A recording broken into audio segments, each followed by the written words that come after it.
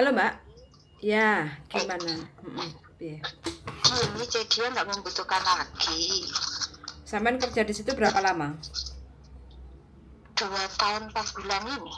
2 tahun 4 bulan jaga apa? Hah? Jaga apa? Jaga anak 2. Jaga anak 2 sebentar. Ini aku. Oke, OTW setengah jam ya nyampe. Oke, bye bye. Kau atusnya oma? Heeh. Heeh. Oke. Ya wis tak OTW. Oke, bye bye. Ya, gimana Mbak? Sampan jaga anak di situ 2 tahun 4 bulan. Terus majikan nggak pakai lagi. Alasannya? Rasanya tidak membutuhkan saya lagi. Alasannya nggak membutuhkan sampean lagi. Ya berarti nggak difiniskan no? Tapi kita masih surat aku di finish now, bilang di finish now.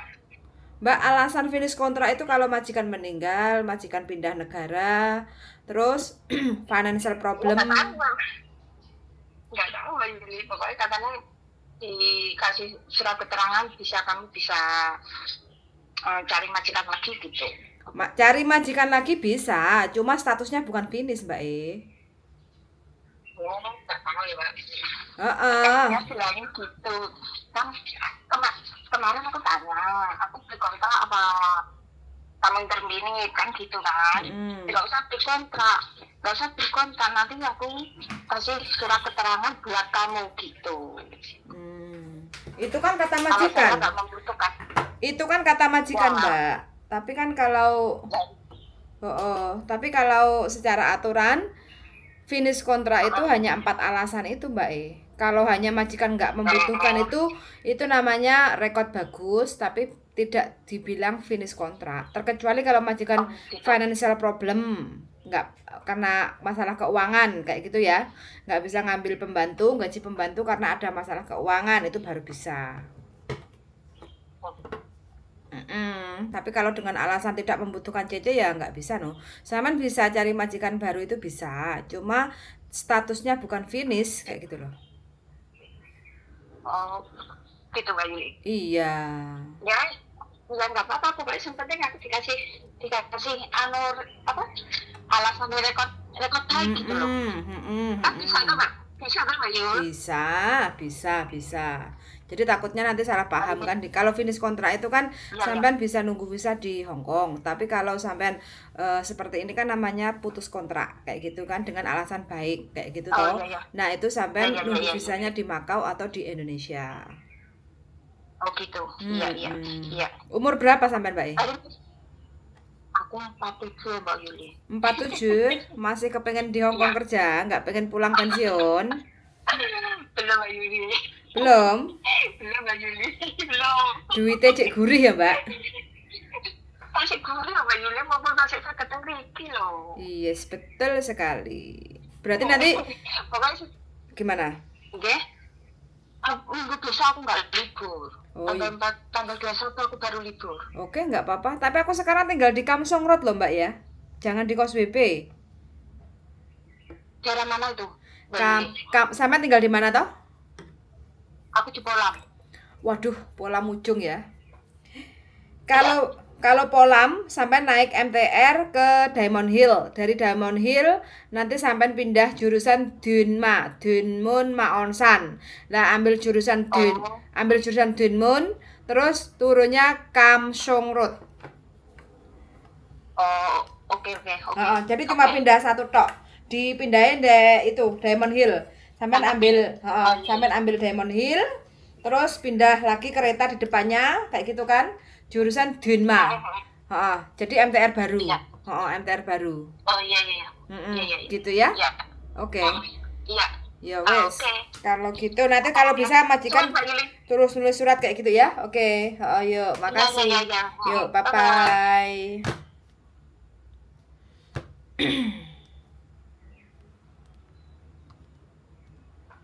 Oke teman-teman, selamat siang semuanya ya. Apa kabar? Sehat selalu ya untuk teman-teman yang sudah setia menonton di channel YouTube saya ataupun channel YouTube-nya teman-teman yang lainnya kayak gitu ya. Yang penting yang hobi nonton YouTube, saya ucapkan selamat siang, selamat beraktivitas.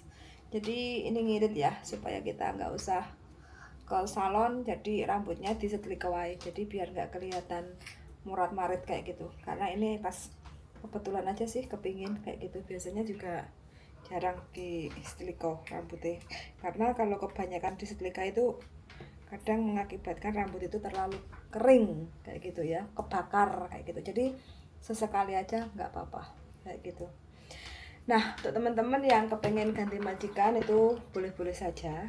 Yang penting intinya kalau kita punya rekod bagus walaupun nggak finish itu insya Allah bisa keluar. Jadi kalau visa itu difinishkan seperti mbaknya tadi itu kan dikasih rekod yang bagus karena dia kerja 2 tahun 4 bulan satu majikan jaga anak kayak gitu. Karena tiba-tiba majikan tidak membutuhkan, alasannya ya karena kita nggak tahu, yang tahu positifnya kan yang pastinya kan ada majikan yang tahu kayak gitu. Jadi kalau kita mau difinishkan itu sebenarnya kalau kita nggak selesai 2 tahun kontrak ya, itu hanya ada 3 alasan, yaitu karena yang dijaga atau majikan meninggal. Itu yang pertama. Yang kedua, majikan relocation kayak gitu ya, pindah negara. Jadi majikan itu nggak tinggal lagi di Hong Kong. Dengan adanya surat seperti itu kita bisa difinishkan.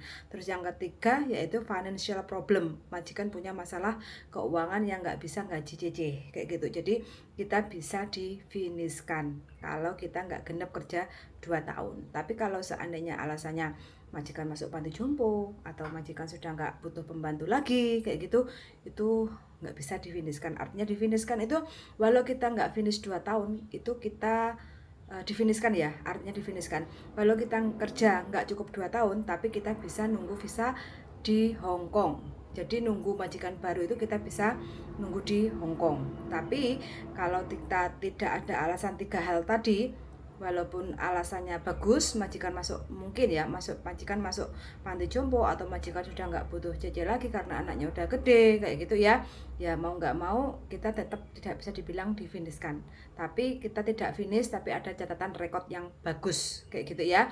Jadi kita harus nunggu visanya itu harus meninggalkan Hong Kong, jadi harus pulang ke Indonesia. Kalau kita kepingin pulang ke Makau ya tinggal konsultasi sama agent apakah agentnya itu bersedia untuk memproses kita dengan cara nunggu visa di Makau. Kalau aturannya sih yang penting keluar Hong Kong kayak gitu kan. Antara visa turun atau tidak itu tergantung rahasia imigrasi kayak gitu ya, karena yang menurunkan visa itu adalah imigrasi selama kita tidak ada catatan kriminal atau kita tidak pernah melanggar undang-undang kerja di Hong Kong kayak gitu ya, insya Allah sih kita akan bisa turun visa selama kita tidak seringkali untuk berkontrak atau terminate kayak gitu. Tapi kalau dalam waktu 1 tahun kita ganti majikan, putus kontrak, ya itu akan menjadi pertimbangan. Jadi visa itu ada sedikit penelitian, jadi dicek detail kayak gitu ya.